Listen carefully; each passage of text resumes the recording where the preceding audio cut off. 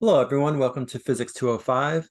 So this is the second lecture on equilibrium. And last time we talked about translational equilibrium, where the sum of the forces were equal to zero, right? If an object was in translational equilibrium. Now we're going to talk about something called rotational equilibrium. Okay, but before we get into that, we have to define a few things here. So I'm going to define these verbally first on this page, and then I'll go and jump on the iPad and show you like more definitions of how these things work out. So first definition is something called center of mass. So the center of mass is basically the location of an object at which you can consider the entire mass to be acting. Center of gravity. Center of gravity is the location at which we can consider the entire weight of the object to be acting. So in other words, if you're going to draw the gravitational force vector, the weight vector, then you would draw it at the center of gravity of the particular object. Now, you might say, well, what's the difference? It sounds like center of gravity and center of mass are the same thing. And for our purposes, basically, they are the same thing. Although there are small differences between the locations of the center of mass and center of gravity, especially if you have like a large object, like a very tall building, those two locations may not be exactly the same. And the reasoning is because gravity actually is slightly stronger the closer to the surface of the Earth, and it gets weaker as you move away from it. So when you're calculating center of gravity, which depends on G, right, depends on that value G, it's going to be more strongly weighted towards the matter that is closer to the Earth. So there are slight differences between center of mass and center of gravity, but for our purposes, they are negligible. So we're going to consider those two locations to be the same location. So often I will use those words interchangeably, center of mass, center of gravity. So if I'm going to be drawing a weight vector, I'm drawing it at the center of mass or center of gravity. Now, another thing that's interesting is the center of mass or center of gravity doesn't necessarily need to lie within the matter of the object. It could. Let's say I have a meter stick, right? So center of mass, center of gravity is going to be approximately in the middle of the meter stick, like where to balance. And it's going to be embedded like three-dimensionally within the plastic or the wood, whatever the meter stick is made out of. Okay. But consider like a tire or a donut. In that case, mathematically, the center of mass lies at the center of the tire or center of the donut, even though there's no material there, right? There's no rubber there. There's no donut material there. It's just air. But mathematically, the center of mass will be drawn right at the center of that object. So it doesn't necessarily have to lie within the matter of the object. Okay, and again, I'll show you pictures of that in a minute. Torque. This is going to be super important. So torque is the rotational ability of a force. You can think of it basically as a rotational force. Okay, so it's like the ability of a force to cause a rotation. We define that as a torque. And to calculate it, it's equal to the force, so the force that's applied, the magnitude of the force that's applied, times this distance L, which is called the moment arm. And it turns out the torque can have a sign. It could be, if we're talking about two dimensions, it could be positive or negative. I'll explain that sign convention in a second. So the force is, again, just the magnitude of the force that's being applied. The L here, this moment arm, that is defined to be the perpendicular distance from the line of action of the force to the axis of rotation. Again, I'll draw a picture in a minute to show you this. It'll make more sense with the picture. Okay, so it's force times moment arm. If that line of action of the force passes right through the axis rotation, then the torque due to that force is zero. And that's because in that situation, the moment arm would be zero. Now with the sign convention, and this is truly just a convention, right? You could even use the opposite if you wanted to, but by convention, the way that most physicists, engineers, and mathematicians do this is if a force would cause the object to rotate in a clockwise direction, we call that a negative torque. So clockwise is negative. And then if the force would cause the object to rotate in a counterclockwise direction, then we call that a positive torque. Okay, so clockwise, negative, counterclockwise, positive. Now, one last definition here. One last definition is rotational equilibrium. So an object is said to be in rotational equilibrium if either it's not rotating, so it's static, or it could be rotating at a constant rate, meaning at a constant angular speed. Now, in this class, we're mostly, almost exclusively going to deal with situations where the object is static, right? Where it's not rotating. But if it's static, it's in rotational equilibrium. So why is that important? Well, if an object is in rotational equilibrium, then it turns out that the sum of the torques due to all the forces acting about any point that you want to choose as your axis of rotation is equal to 0. So just remember before we said translational equilibrium, the sum of the forces were equal to 0. Some of the forces in the x is 0. Some of the forces in the y is 0. With rotational equilibrium, we have this additional constraint that the sum of the torques is equal to 0. And in fact, this is called the second condition for equilibrium, the fact that the sum of the torques equals 0. Whereas with translational equilibrium, the fact that the sum of the forces equals 0 was called the first condition for equilibrium. Okay, so again, I know there was a lot there, but I wanted to get those definitions out first. And now let me jump to the iPad and explain this a little more carefully. Okay, so let's say I have this object here. So here's my object. And again, the center of mass, so this is represented by the X there, is defined as the location at which we can consider the entire mass of the object to be acting. So it's kind of like a mathematical average of all this mass, right? We were saying it's right there. That would be the center of mass.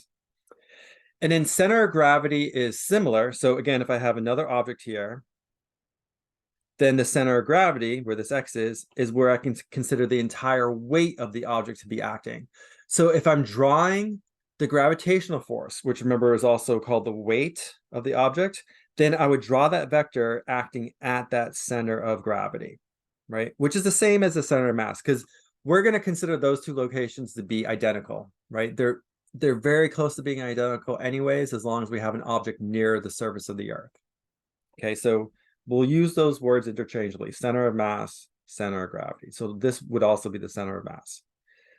Now, I also mentioned on that handout that the center of mass or center of gravity doesn't necessarily have to lie within the matter of the material, right? So if we have something like a tire here, where so all the rubber materials out here, but it turns out mathematically, if you calculate the center of mass or center of gravity, it's going to be right here.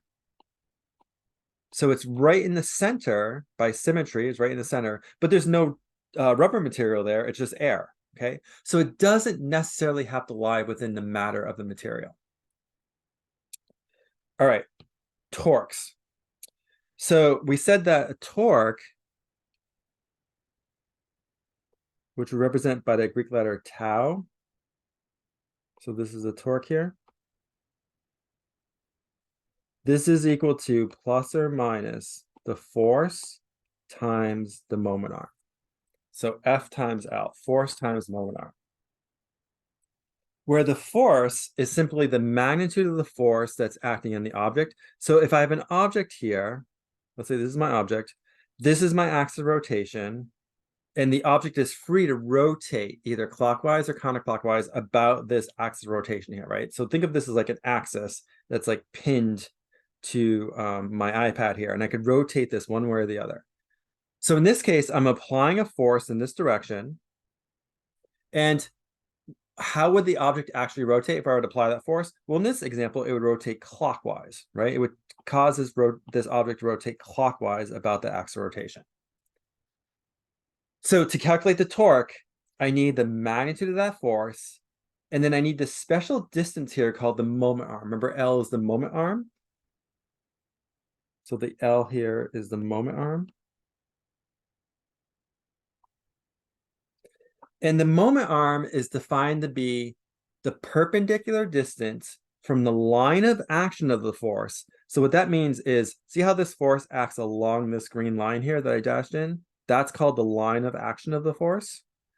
And if I want the perpendicular distance from the line of action of the force to the axis of rotation, that means this distance right here, right? The one that's perpendicular to that line of action. So there's many other, right, lines I can draw from the line of action to the axis of rotation, but these are not perpendicular, like this one or this one. I want the one that's perpendicular, and that distance is going to be my moment arm. So typically when you're solving a torque type problem, the toughest thing to figure out is what that moment arm is. In many cases, it'll be easy because it'll be like a nice horizontal distance. But in some cases, we have to use a little bit of trigonometry to figure out what that moment arm is. Okay, so if I know the force, say how many newtons, and I know this moment arm and say meters, right? That would be the SI units. Then I would get the torque, and it would be in the units of Newton times meters. So Newton meters. And in this case, because it rotate, if I were to apply that force, it would actually rotate it clockwise. That would be a negative torque. So I need to take that negative sign, right? So just remember, as a reminder, negative is clockwise and positive is counterclockwise.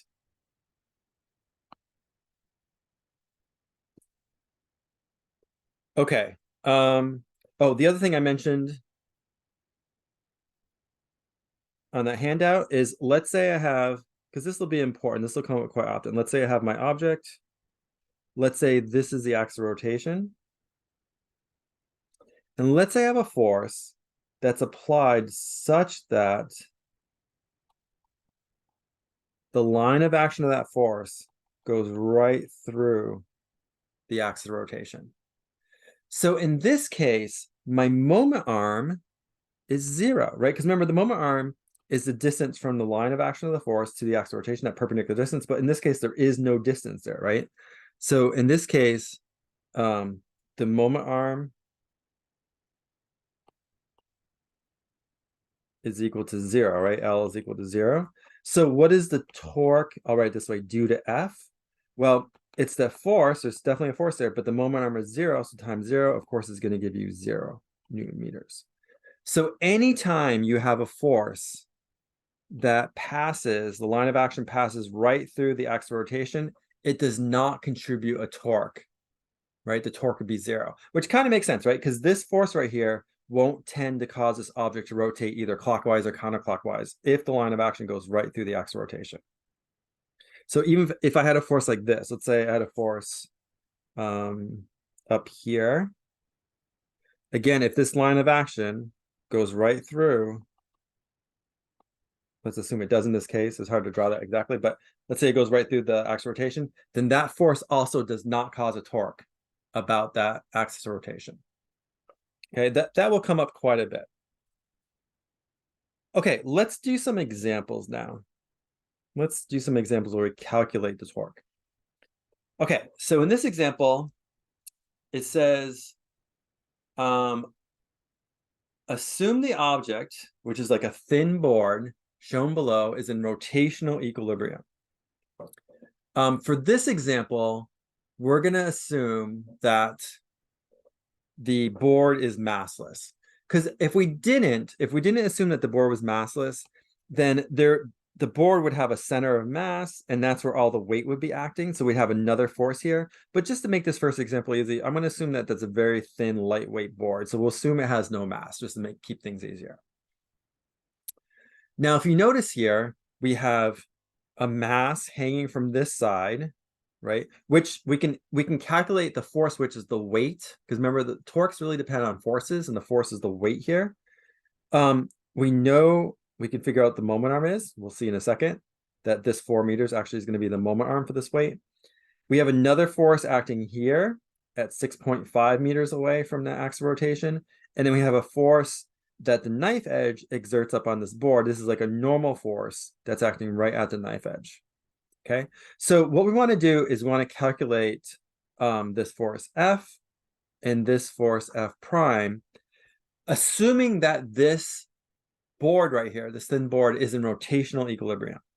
Okay, so in other words, it's balanced. It's just sitting like that still, and it's balanced. All right, so for a board to be in rotational equilibrium, what does that mean? It means that the sum of the torques must equal 0.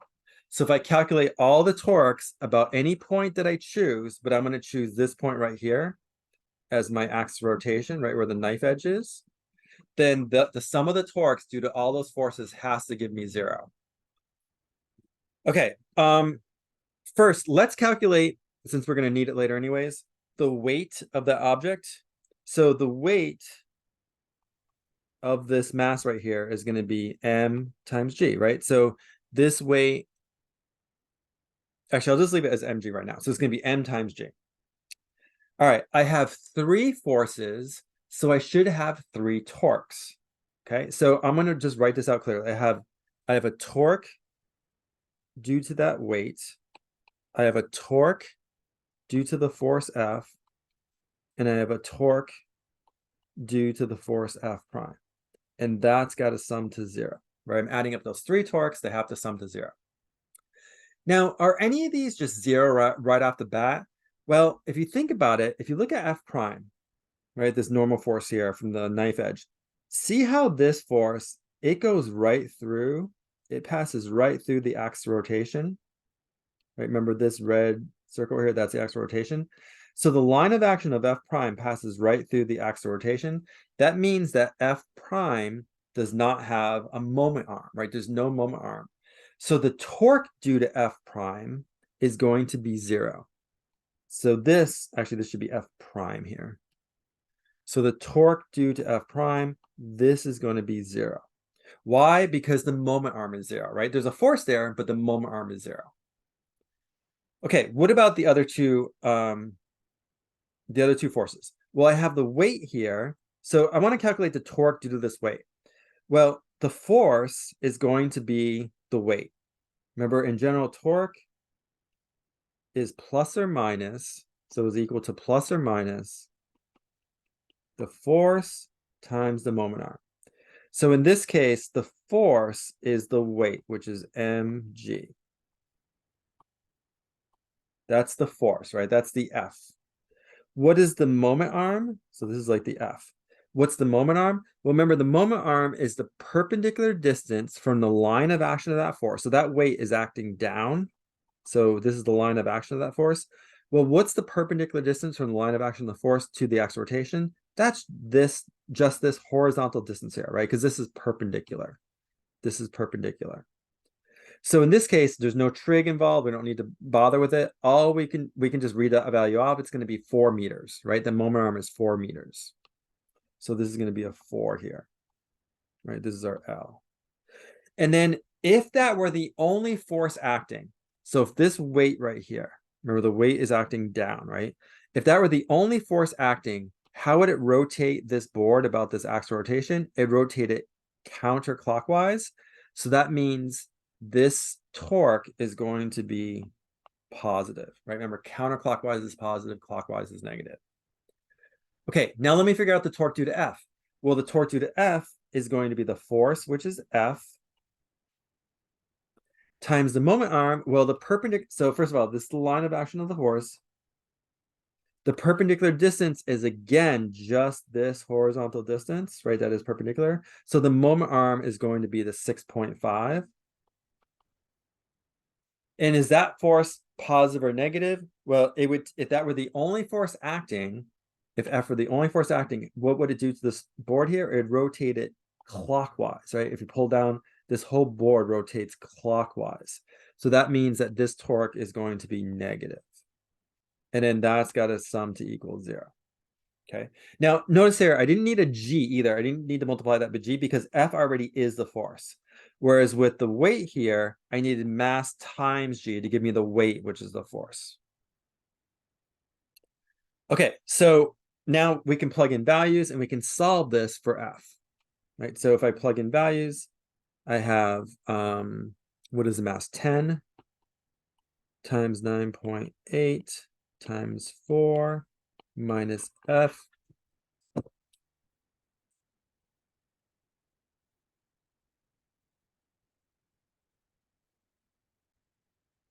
All right, sorry about that spam call in the middle of the video. So let's finish up this problem. So I have mg times 4, so we have that written out, minus F times 6.5. That's got to equal 0.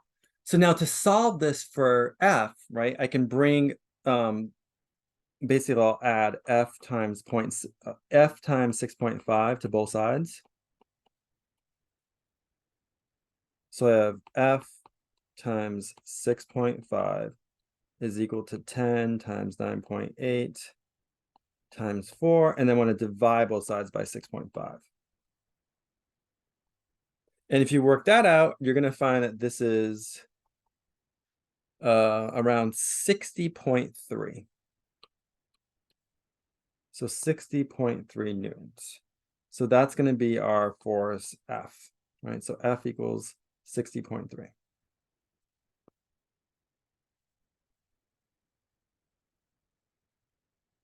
Okay, the other thing that we wanted to figure out was what F prime was, right? Now, if I go back to that picture, okay, so we just found this value. We found this value for F. And we got that by using the fact that this object is in rotational equilibrium. But this object is also in translational equilibrium, right? Because this board is not moving to the right, to the left, up or down, right? It's in translational equilibrium. So if we use the fact that the sum of the forces, and since all the forces are acting in the y direction, either positive or negative, then we can just say the sum of the forces in the y direction must equal 0. And that will allow us to find F prime, okay? The other way that we could do this is we could move the axis of rotation, which is right now at the knife edge. We can move it to, say, the end of the board here.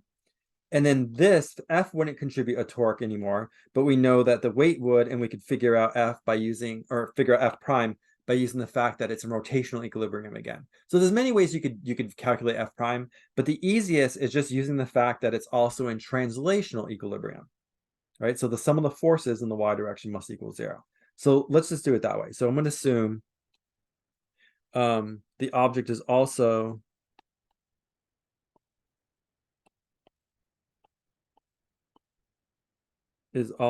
in translational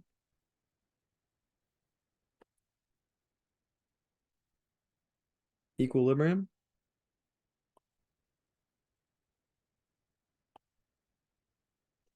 And remember, that means that the sum of the forces in the x has to equal 0, and the sum of the forces in the y has to equal 0. In this case, there are no forces in the x, so really we won't have to worry about the y direction. So if you use the fact that the sum of the forces in the y has to equal 0, then I have, well, what do I have? I have F prime, which is positive, right? I have the weight, which is acting downward, so negative 10 times 9.8. And then I have F, which we just calculated, acting downward, so minus F. So this is the weight here. So minus the weight, and then minus F. Let me write that out one more time. So I have F prime minus the weight minus F. That's got to be 0. So then minus 60.3 is equal to 0. So now if I bring these two terms to the other side, I'm going to get F prime is equal to, what is that going to be, 98 plus 60.3, which is 158.3 newtons. And that's it, right? So we solve for F and we solve for F prime. In this case, we use both the fact that the object was in rotational equilibrium and the fact that it was in translational equilibrium to get the F prime. Okay. Next example. You're told that a 75 kilogram person is holding a 10 kilogram mass in his hand. Assuming that his forearm and hand represents 2.2% of his body mass, calculate the muscle force in order to maintain the isometric contraction. Okay, so to do this, and we're assuming that the forearm and hand is at a 90-degree angle relative to the upper arm. And what we want to find, what we want to calculate is this muscle force here, FM. So if you look at it, right, this is the forearm and hand. I have a muscle force acting up. Think of it as like the biceps muscle, although I know there's several elbow flexors, but we'll just assume there's one bicep muscle. It has a certain moment arm because this is going to be the perpendicular distance away from the elbow joint. We're going to calculate everything about the elbow joint here. There's the weight of the forearm hand itself, which acts at the center of mass of the forearm hand. So we'll assume that this X right here represents the center of mass of the forearm hand. So I have the weight of the forearm hand acting there. And then the weight of the object, let's assume it's like a sphere or something, is going to act at the center of the object. So that's acting down here. And there's another force that's not as obvious, but we also have a joint force here that acts at the elbow joint. You can think of this as a force, I guess, that the humerus exerts on the ulna, right? And the joint itself there. So there's a joint force. And we want to calculate this muscle force. Okay, so first thing, we're told that the mass of the forearm and hand is 2.2% of the person's body mass. And we know that the person has a body mass of 75 kilograms. So let's calculate that first. So I want the mass of the forearm and hand is going to be 2.2%. So what is that as a decimal? That would be, I guess it'd be 0.022, right? Times the total mass, which is 75. And that's going to equal 1.65 kilograms. And then ultimately, I want the weight, because remember, torques deal with forces, not masses. So I want the weight of the forearm and hand. But that's simply the mass of the forearm and hand times 9.8, right? Times G. So this is going to be 1.65 times 9.8. And that equals 16.17. And then the weight of the object, well, we know, let's see. We know the mass of the object is 10, right? 10 kilograms. So the weight of the object is going to be the mass of the object times G. So this is going to be 10 times 9.8. And that's going to equal 98 newtons. Okay. So the important thing here is that this individual is performing an isometric contraction, right? So this, since it's isometric, that means the forearm and hand is in rotational equilibrium, right? It's static, it's not moving. So since it's in rotational equilibrium, I can apply the fact that the sum of the torques must equal 0. And that will allow me to calculate that muscle force, right? I'm going to use the fact that the sum of the torques must equal 0. All right, I'm going to draw this one more time, this picture, but I'm going to draw it just with stick figures to make it easier. So here's my forearm and hand. Here's the elbow joint. Here is the muscle force. Here's the weight of the forearm and hand. Here's the weight of the object acting at the end. And then there's a joint force acting right here. Okay, in order to calculate torques, we need to know moment arms, right? But in all these cases, so let's do the muscle force first. This force has a line of action that looks like that, right? So the perpendicular distance is just going to be this horizontal distance. And we know that value, it was given to us as 2.5 centimeters, but we want meters, right? So this is going to be 0.025 meters. Then I have the line of action of the weight of the forearm and hand, which was this. So if I want the moment arm, I want this distance, which is the perpendicular distance, right? Because that's perpendicular. And that was given as 20 centimeters. So that would be 0.20 meters because I want SI units. And then finally, the line of action of the weight of the object was this. So again, the moment arm is going to be just this distance, right? The perpendicular distance from the line of action of that force to the axis of rotation, the elbow joint, is just that distance. So that's going to be, I think it was 34 centimeters, right? So if I want meters, then this distance will be 0.34 meters. So this is like, let me call this, I'll just call this like L1, moment arm 1, L2, and L3. So those are my 3 moment arms. So now when I calculate the sum of the torques, I have a torque due to the muscle force. I have a torque due to the weight of the forearm and hand. I have a torque due to the weight of the object. And since I have 4 forces, I'm going to have 4 torques. I also have a torque due to the joint force. That's going to equal 0. But notice that the joint force, the line of action passes right through the elbow joint, the axis of rotation. So there's no moment arm there. So that means the torque due to Fj is 0.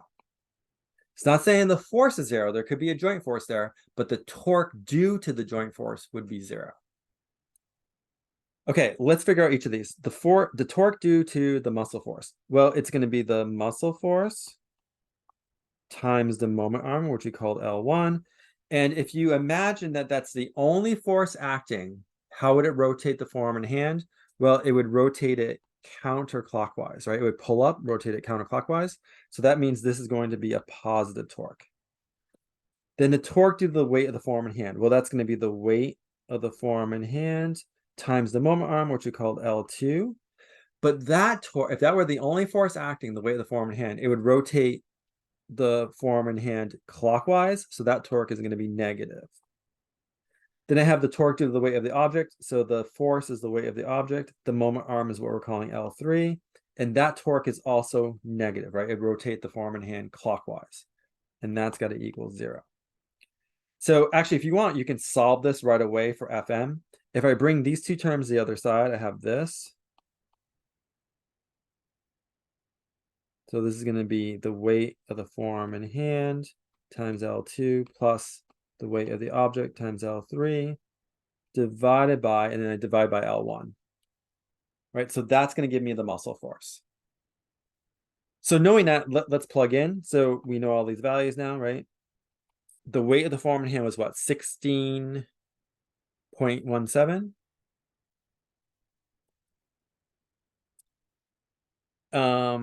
Let's see, L2 was the moment arm for the forearm and hand, which was 0.20. The weight of the object was 98. The moment arm was L3, which was 0.34. And then we divide that by L1. L1 was the moment arm of the muscle, which is 0.025. And if you work that out, you're going to find that this is 1,462.2 newtons. So that would be the muscle force that's required to hold that weight in your hand, that 10 kilogram mass in your hand, right? The 98 Newton weight in your hand, such that you're performing an isometric contraction. Your biceps, in general, will be your elbow flexors. Let's assume there's just one. Your biceps would have to be around 1,462 newtons. Okay. Now, actually, the reason why we don't assume, and I'll talk more about this in lab because we're going to do a lab on this as well. We know that there are actually several muscles that span the elbow joint that are elbow flexors. Like we have brachialis, brachioradialis, the biceps. But in this case, we're assuming there's just one muscle acting, call it the biceps. And the reason why we do this is, remember, we just have one equation, right, that involves the torques. So in order to solve that equation, we can only have one unknown. So to keep things simple, my only unknown is that one muscle force that we solve for here. So that's why we're able to solve for the muscle force. In reality, it's more complicated. You'd have several muscles and you would have one equation, but you'd have several unknowns. And there's no easy way to solve for it directly. You'd have to use some type of optimization procedure, okay? This is done in biomechanics, but it's more advanced. It's kind of tricky. So to keep things simple in this class, we just assume that there's one muscle acting, so it gives us one unknown, and we can solve for that muscle force, which is what we did here. Okay, here's another example. Let's say I'm doing an isometric contraction, right, with my quadriceps. So I have my lower leg. If you look at this picture here, this is the knee joint. We have a joint force. We have the quadriceps muscle, right, which is pulling at an angle of 29 degrees. It's attached, let's see, 12 point or I guess 12 centimeters away from the knee joint. So that's kind of where the tendon attaches. And then there's no weights or anything. I'm just holding the weight of my lower leg and foot. So this line represents the lower leg and foot. Here's the center of mass of the lower leg and foot, and that's where I draw the weight acting. So the weight of the lower leg and foot is going to be acting at that location. And I want to calculate what must this quadriceps force be, so I'm calling FQ, such that I can hold my leg like that in an isometric contraction, right? And we're assuming that we know the mass of the lower leg and foot is going to be 3.4 kilograms. Okay, so actually first thing we can do is we probably want to find all of the moment arms, right? Because now it's a little trickier because these are at certain angles. So I'm going to draw this picture just as a stick figure, just so it's easier to see. I'm going to draw this one more time. So here's my knee joint. Here's my lower leg and foot.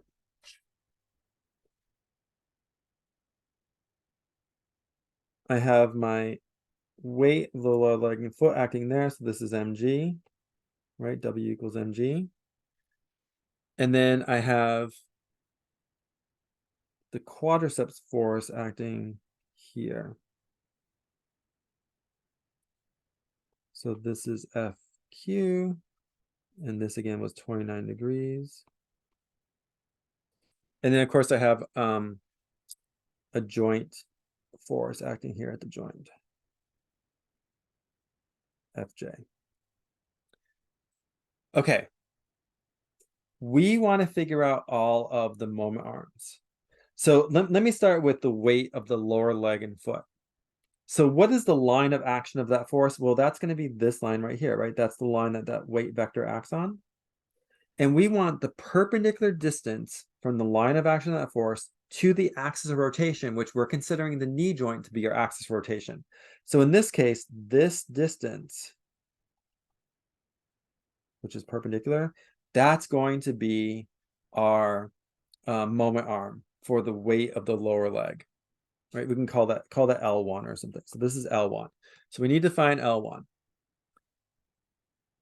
All right, what else? If I draw the line of action for the quadriceps muscle, which is like this, then the moment arm is going to be the perpendicular distance from the line of action of that force to the axis of rotation, which is the knee joint. So that's going to be this distance right here, right? Let's assume this is perpendicular. So this is going to be L2. And then finally for FJ, for the joint force, if I draw that line of action, see how it goes right through the knee joint here? So there's going to be no moment arm for FJ. So we don't have to worry about FJ contributing a torque, right? It has no moment arm. Just FQ, the quadriceps force, and the weight of the lower leg and foot. Those are the only two that are going to contribute torque because they have these moment arms there. Okay, how do I figure out these values for L1 and L2? Well, we know this distance, right? We were given this distance right here is 35 centimeters, which I'm going to write in meters, so it'll be 0.35 meters. And I know this angle right here because if this is like the horizontal here, we knew from before, from the previous picture, that that's 39 degrees. So this is 39 degrees. And again, if this is parallel to this, then this angle and this angle are alternate interior angles. So that means this angle right here must be 39 degrees. So if I extract that right triangle, it looks something like this.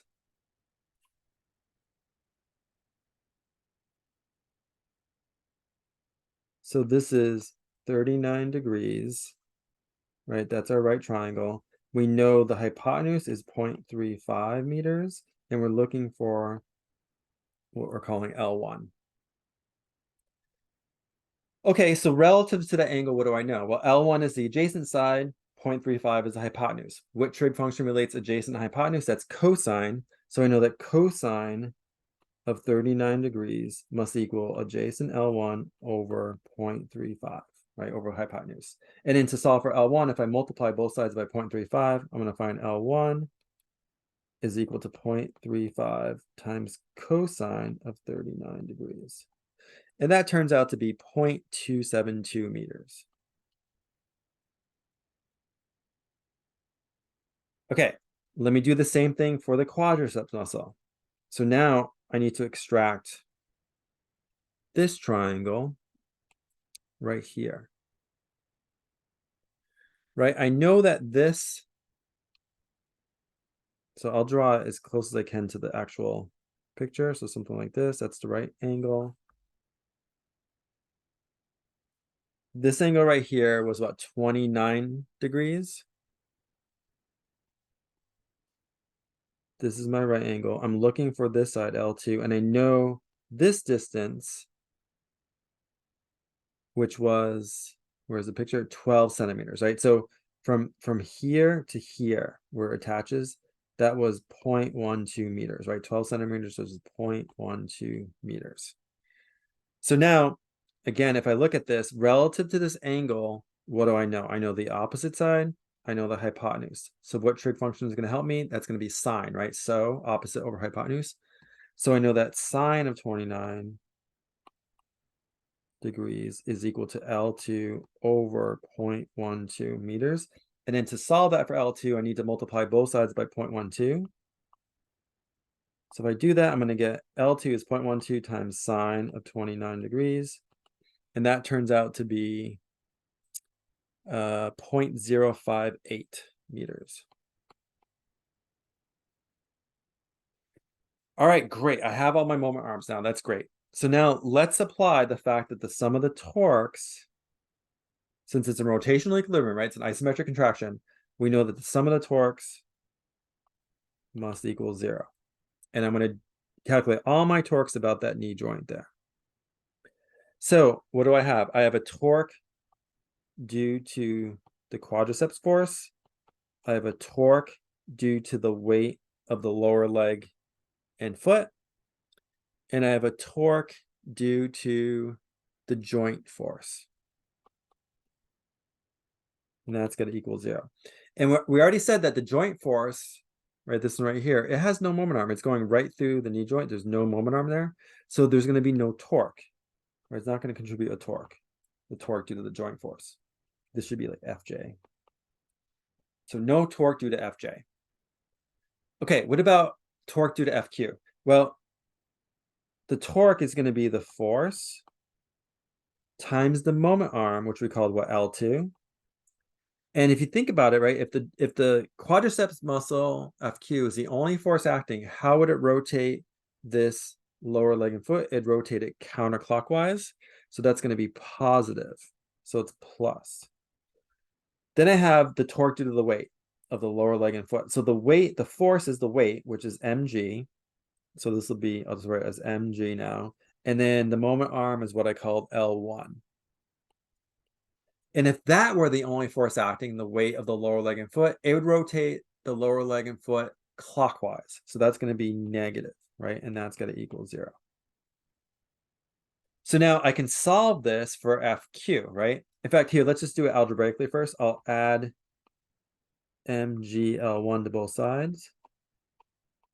So I have FQL2 is equal to MGL1. And I'm going to divide both sides by L2.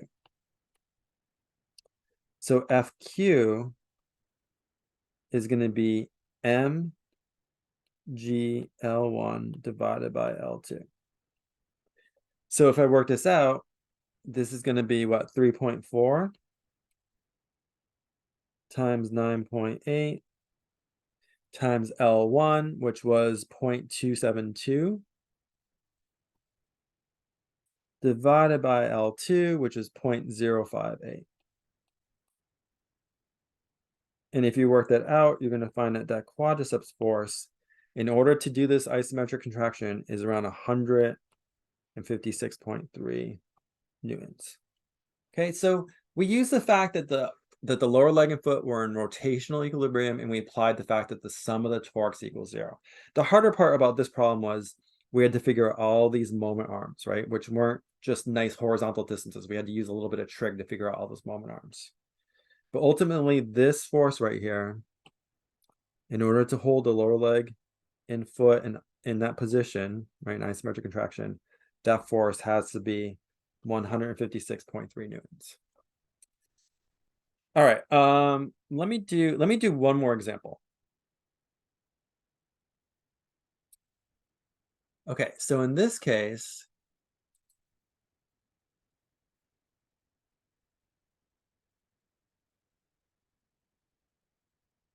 let's assume again we're assuming an isometric contraction because in that case that means the object is static, right? The limb is going to be static if we have an isometric contraction. So assume an isometric contraction is performed on a seated leg curl machine. All right, and so in this case, like this again is the knee joint here, right? So this is knee joint.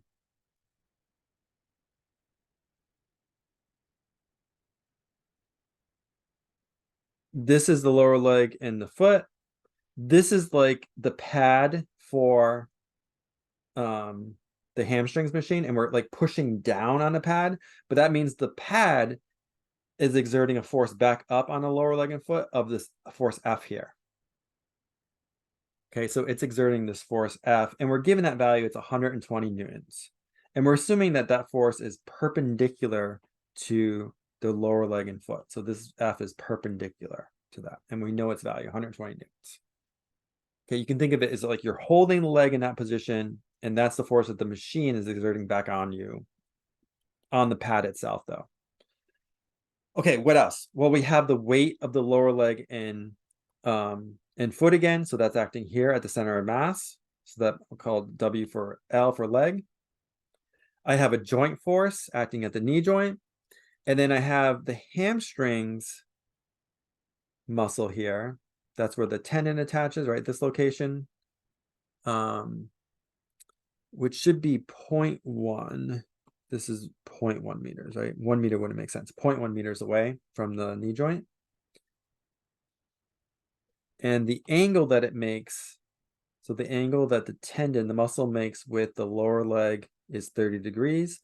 And right now the lower leg is 15 degrees below the horizontal. Okay, so we have all these angles here that we have to take into account. And we want to figure out two things. We want to figure out this force, and we can do that by calculating the sum of the torques about the knee joint again. That will allow us to figure out FH. But then ultimately what I want to do is I want to find the X and Y components of this joint force. I want to find like FJX, how much of that vector is in the X direction, how much of it is in the Y direction, acting at the knee joint here. So first thing we're going to do is we're going to calculate this hamstrings force here. Okay, to do this, let me draw this picture again as like a stick figure, and we need to calculate all these moment arms.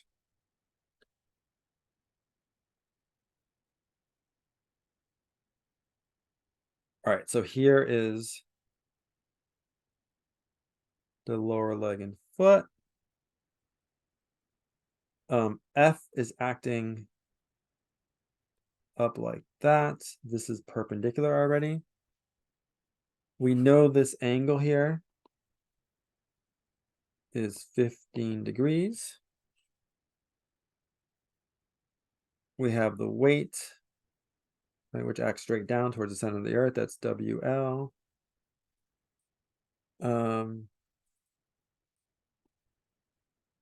Then we have the joint force. I don't know exactly how that's acting. I'll just draw it in any old way. And then I have FH,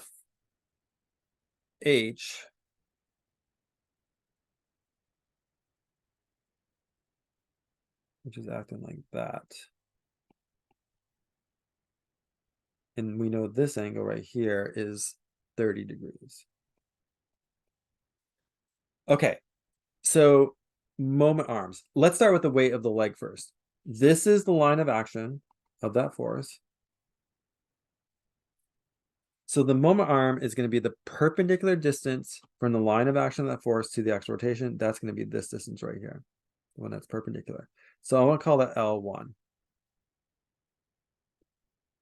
All right, and we know, actually, we know this distance here, this distance to here is going to be 0.35. Okay, what about the force applied by the machine? Well, that line of action is here. Remember, we're told that this is actually perpendicular to the leg already. So actually the moment arm, this one's easy. The moment arm is just the length of the lower leg and foot, right? And we know that, so this is, I'll call this L2. And we already know that this is going to be what, 0.55, I think we're given in the other picture, 0.55 meters. And then finally, we have the hamstrings muscle. This is the line of action. So the moment arm is going to be the perpendicular distance from that line of action to the axis of rotation. That's this distance right here. So we know, let me call this L3. And we know that the angle is 30 degrees, right? So we'll be able to calculate that once we draw another picture. All right, so we know L2, that's done, 0.55. Let's figure out L1. I'm going to draw that triangle over here so we can see it more carefully. So here is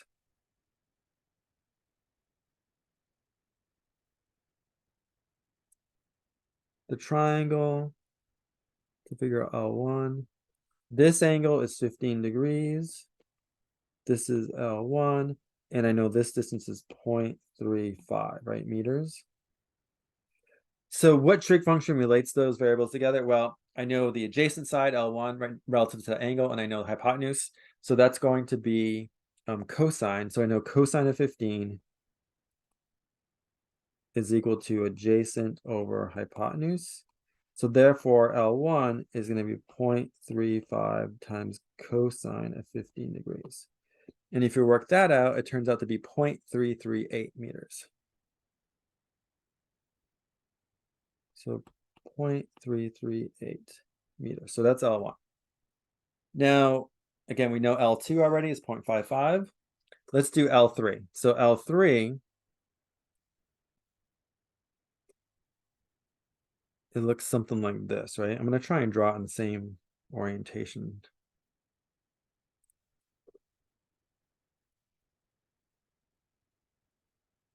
Something like that, where this is my right angle. This angle we know is 30 degrees. This is L3, and I know this length is 0.1, right? We were given this length is 0.1 meters. Okay, so in this case, let's see, L3 is opposite, 0.1 is hypotenuse, so I guess we have to use sine, right? So we know that sine of 30 degrees is opposite over hypotenuse. So that means L3 is going to be 0.1 times sine of 30, which is 0.05, right? It's half of that, so 0.05 meters. Okay, good. We have all of our moment arms now. Okay, this is a situation where the leg is in rotational equilibrium. So we know that the sum of the torques about any point we choose, but we're choosing the knee joint, right, to calculate all the torques about, has to equal 0. So I have a torque due to the hamstrings muscle, right, FH. I have a torque due to the weight of the lower leg and foot. I have a torque due to that force supplied by the machine, right, from the pad. And I have a torque due to, I wrote this down wrong, hold on. So this is torque due to the force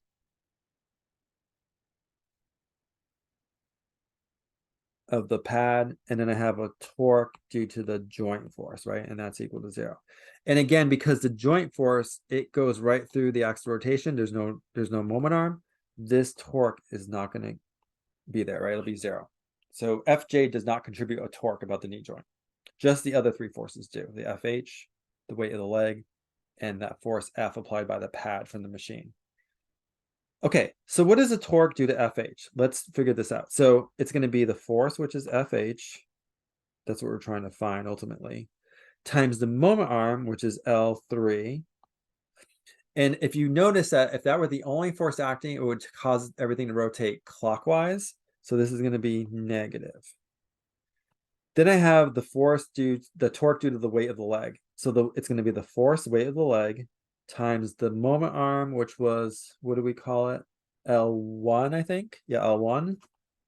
And that torque will also be negative. And then finally, I have the torque due to the force F. So the force is that force F.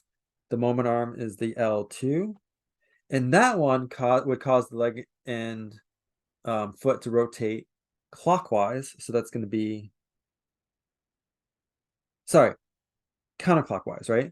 So let me do this straight again. So the force due to the hamstrings causes the lower leg and the foot to rotate clockwise. So that's negative. The weight of the leg causes the leg and foot to rotate clockwise. So that's negative. And then this force here supplied by that pad from the machine would cause, if it were the only force acting, it would cause the lower leg and foot to rotate counterclockwise. So it's positive.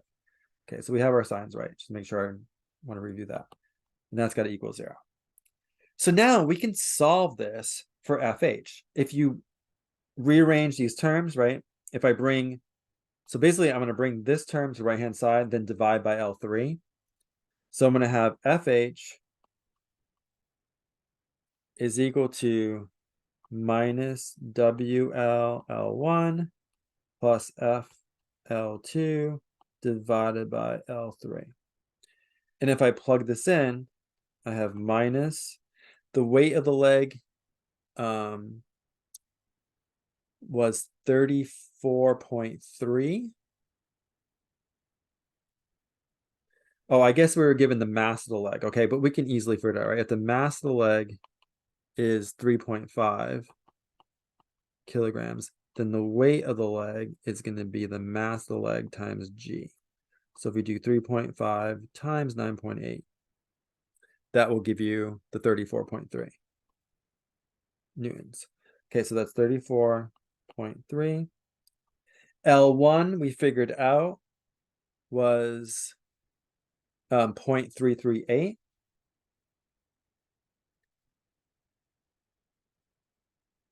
Plus F we were given, right? That was the 120.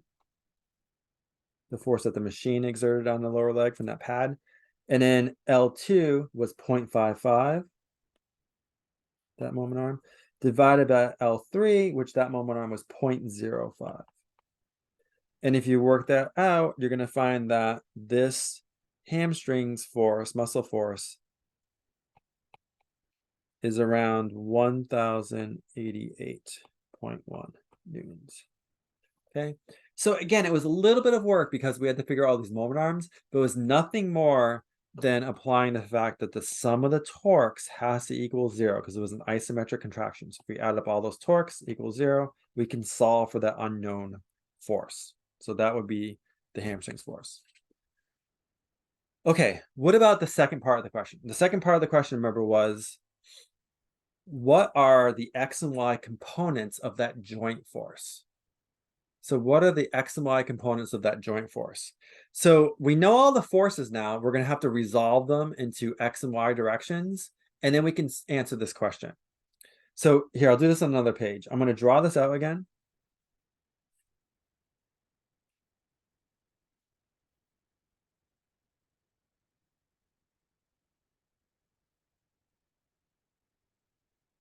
So here is the knee joint.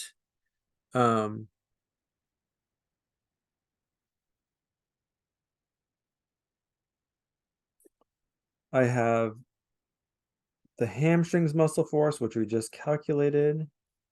Remember, this was 30 degrees. This was 15 degrees. And then I have the weight of the lower leg and foot acting down. These, I'm going to write these as vectors now, right? And then I have the force at the machine, the F exerted perpendicular, that was up like this. And then the joint force, I don't know. So I'm going to draw it in a random direction. I'm going to draw it so that both components are positive, so it looks something like this. So this is like the joint force. So it has like a positive X component and a positive Y component. And then if we get the opposite, then we know we drew it wrong. It's in the opposite direction. Okay, so I need to find all the components here. So let me start with FJ. So FJ, those are my unknowns, right? I drew it. Here, I'll do it in blue. I drew it so that it's in the first quadrant like this. So I'm assuming that the X component is positive. So this is like FJX, and the Y component is positive. This is FJY, right? I made that assumption. If I'm wrong, then when I solve this, let's say I get a negative value for FJX, then I know that the X component points in the opposite direction, right? So the vector would have been like this. If I got negative for FJX and positive for FJY, I know it's in the second quadrant. If I get positive for both, then I know I was correct. It's in the first quadrant. So it doesn't matter. You have to choose a direction and it'll come up correctly when you do the math out. Okay, what about FH? So I'm going to draw this separately so we can see this here.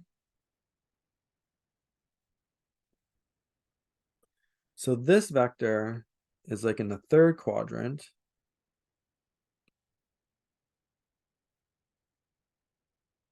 FH. And I want to find the X and Y components. But if you think about this, right? So this is the horizontal, and we know that the lower leg is 15 degrees below that. I'm going to draw another like horizontal here that goes through this point. So that tells me that this angle right here would be 15 degrees as well.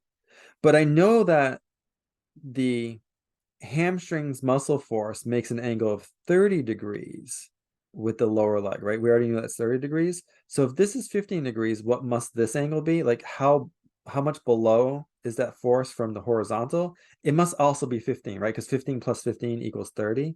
So this also has to be 15 degrees. It's a little tricky. You have to kind of think about that, the geometry there. So this is 15 degrees. So again, I want to find the X component of FH, which will be something like this.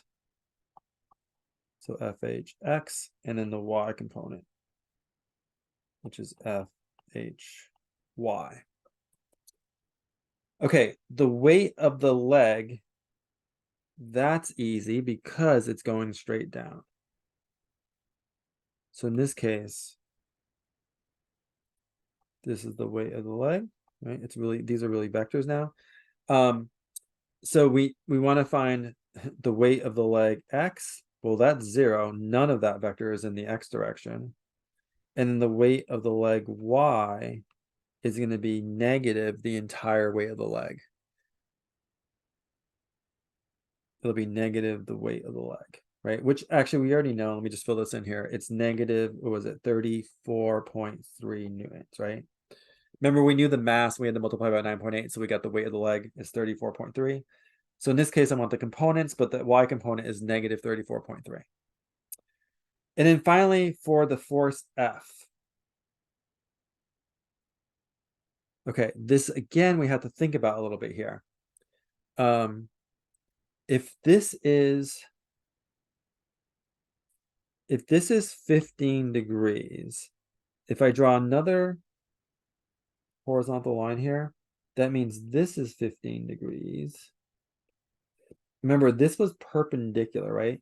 So I guess if I draw a line going up like this, that means this angle must also be 15 degrees, right? Because if you rotate this whole thing, if you made the lower leg flat again, then this thing would point straight up, which would be perpendicular. So if I rotate this by 15 degrees, this F must have been rotated by 15 degrees. So to find the components now, if I draw this out here,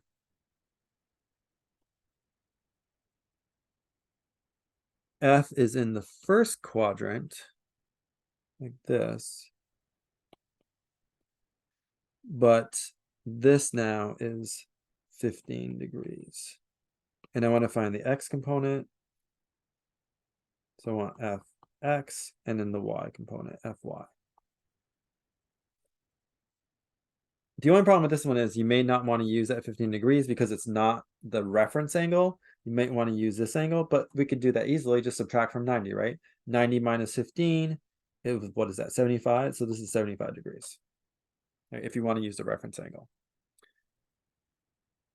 Okay, let's go back and find all these components. So again, for the fjx and fjy, that's what we're looking for, right? So those are the ones we're trying to find. So we don't know these. We're going to solve for these. Okay, what about fhx, fhy? Well, if I take this right triangle here,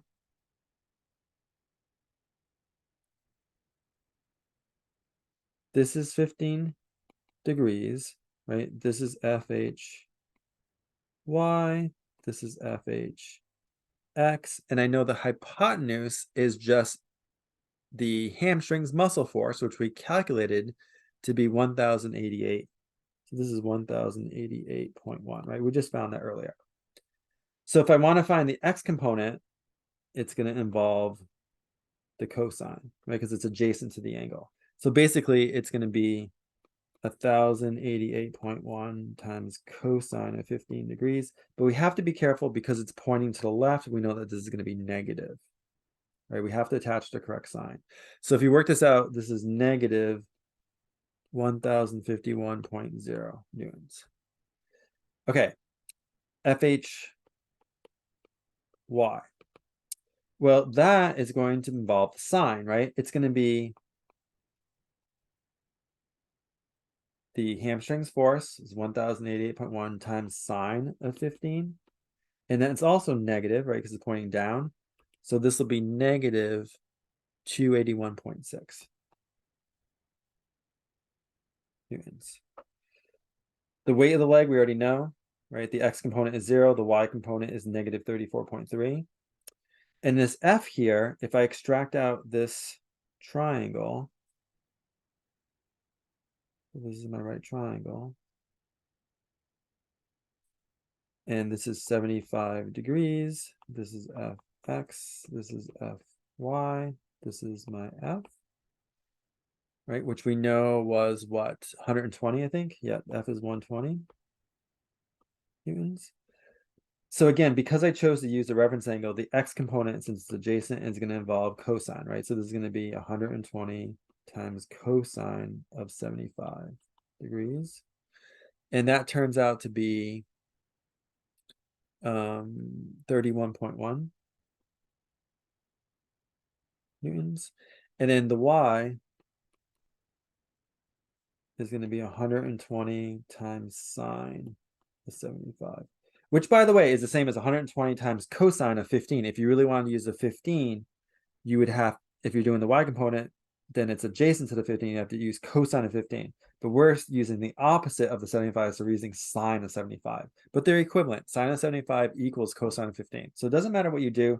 I'm just trying to stay consistent here and always use the reference angle so that the x component always involves cosine and the y always involves sine, just to make it easier. So this is going to be 115.9 newtons. Okay, now we know that this lower leg and foot are in it's, first of all, it's in rotational equilibrium. That's how we found the hamstrings force, but it's also in translational equilibrium, right? It's not accelerating, it's not moving to the right or to the left or up or down. So that means we know that the sum of the forces, I'll finish it over here, the sum of the forces in the x direction has to equal 0, and then the sum of the forces in the y direction. So the sum of the forces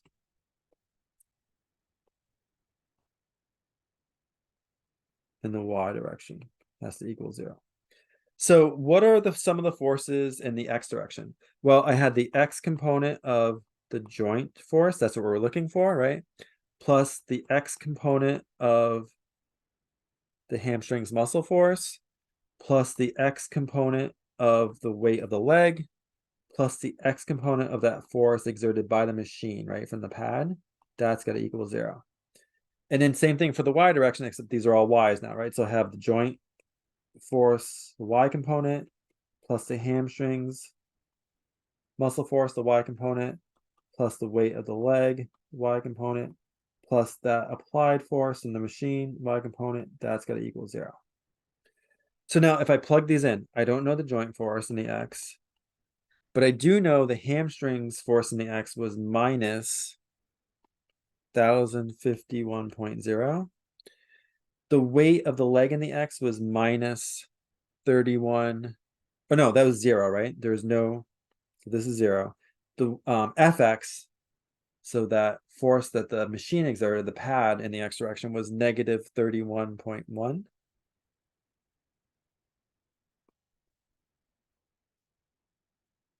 That's got to equal 0. So then if I solve this for fjx, basically add those two values, right, and bring them to the right-hand side, I'm going to get that this is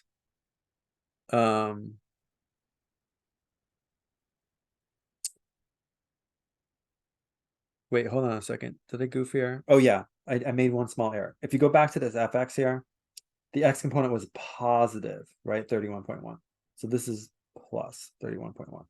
So then if I bring these two terms to the other side, I'm going to get, here, I'll do it out. I'm going to get 1051.0 minus 31.1, right? And that equals 1019.9 newtons. So that is my x component of the joint force. And I do the same thing for y now. So here I have fjy. Then what is the y component of the hamstrings muscle force? It was negative 281.6. Right, and let me double check that here. Yeah, that's this one, right? Negative 281.6. And then what was the y component of the weight of the leg? Well, that was negative, right? 34.3. And then what was the y component for the machine force from the pad? That was positive 115.9. And again, if I solve this for fjy, this is going to be around 200 newtons. Okay. Since both of these are positive, right? If we were to draw this out,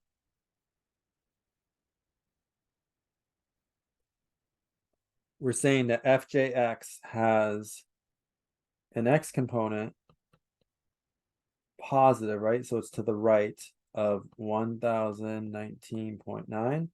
And then fjy is positive, so it's upward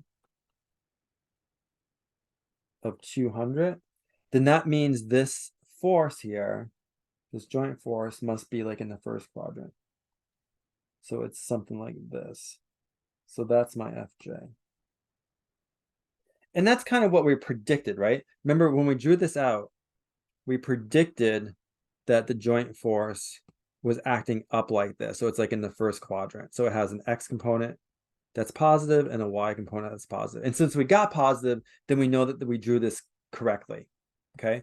If you had drawn it like the other way, then we got negative for both of those values, and you just need to flip it, and we know that, oh yeah, it's actually in the first quadrant. It's going up. It's exerting a force in this direction. Okay. Again, I know this seemed like a lot of work because of the trig. We had to figure out all the components of each of those forces, right? We had these 4 forces. We had to figure out all the components, but it was just a little bit of trig, a little bit of trigonometry. And then all we ultimately did, all this problem really involved was the fact that right here, the sum of the forces has to be 0 in the x and y directions, right? Because this lower leg and foot were in translational equilibrium. Okay. All right. We'll get a lot more practice in class and also with your projects. Thanks.